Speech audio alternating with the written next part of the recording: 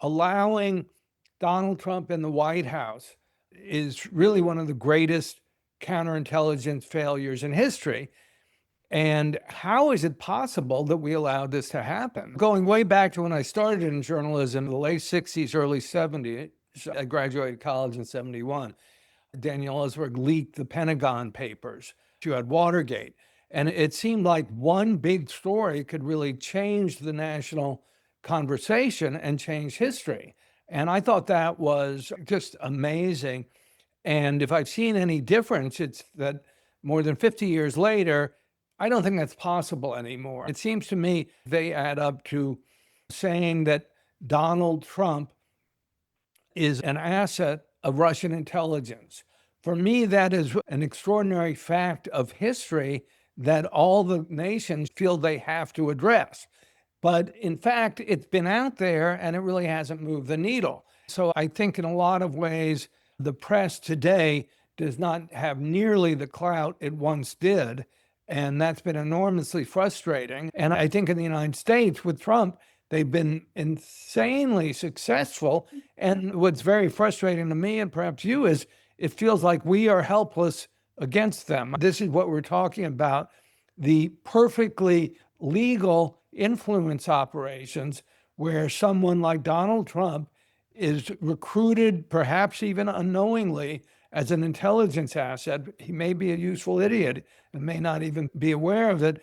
And look what they've done to the whole Republican Party. It's just extraordinary. It seems they can't even vote their conscience. And they're bullied, run out of town, and retaliated against if they don't vote with the party line. So it's frightening. Why didn't people care? I think because they can't do anything about it. They're completely demoralized. The very first thing I did was I went to an open source database. Everyone has access to it. It's street easy. And if you're ever looking to buy or sell or rent an apartment, it's useful. But for me, it was useful because it has the purchase and sale history of every unit of every apartment and home in New York. And I went to 721 Fifth Avenue, that's Trump Tower, and I started looking at the ownership of every unit that had been sold in Trump Tower. And to be honest, I was very naive, but every time I hit a Russian sounding name, I would dig a little deeper and I would Google them. And in the end, I found out 13 members of the Russian mafia who either bought or owned condos in Trump Tower. And when I put all that together, it was extraordinary because it is widely said that the Russian mafia, their relationship to Russian intelligence is very different than the Italian-American mafia here in the United States, which was always at war with the FBI. But in Russia, it's different. And the Russian mafia is really an adjunct to first Soviet and then Russian intelligence. And that means when you think about it, this is just an extraordinary breach of security. Here you have a building that's the primary residence of Donald Trump for many years. It's the crown jewel of his empire. And yet it is really one of the bases for the Russian mafia in the United States. And that's wild, but it is true. This was one of those things that really should have moved the needle back in the 2016 election. That actually goes back to 1980, and this was Donald Trump's first great success as a real estate developer, the Hyatt Grand Central. And it's a huge hotel. I think there are 1,200 rooms or something. And Trump started developing in the 70s when the New York City economy was really in the toilet. And suddenly he had this huge hotel. And like every hotel, it needs television sets in every room. And you might think a franchise like Hyatt would go to major vendors like Sony or Samsung to buy hundreds of TV sets. But instead, Donald Trump went to Joy Ludd Electronics, which was co-owned by a man named Semyon Kislin. And Kislin had his own ties to Russian intelligence, as I show in House of Trump, House of Putin.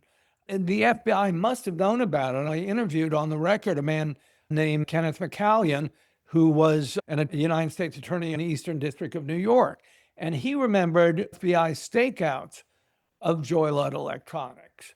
So they must have known something about it. And yet, this was the way I later discovered that Semyon Kislin, the owner of Joy Ludd Electronics, was known as a spotter agent. This was given to me by a source I had.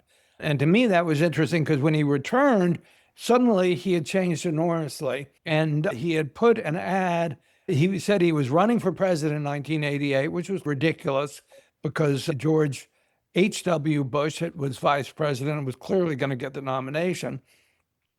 But Trump started to reinvent himself as a master of foreign policy, and he was essentially spouting Soviet talking points that came straight from the KGB. Now, this article critical of NATO, is that right? The first one was critical of our relations with Japan and, by inference, NATO. And Trump gave a lot of other interviews at the time to the Washington Post and so forth, where he saw himself as a great foreign policy figure and he wanted to negotiate the strategic arms limitations talks with the Soviets and that kind of thing. So media operations began. Yes, absolutely. One of my Russian sources, Yuri Shvets, who was a major in the KGB back at that time, was in the Foreign Intelligence Division of the KGB in Yasenevo, just outside of Moscow. And he said the Active Measures Directorate saw that ad that Donald Trump had put in the New York Times, and they celebrated immediately and attached it to a cable saying it was one of the most successful active measure operations they had done, getting KGB talking points published in 3 American newspapers.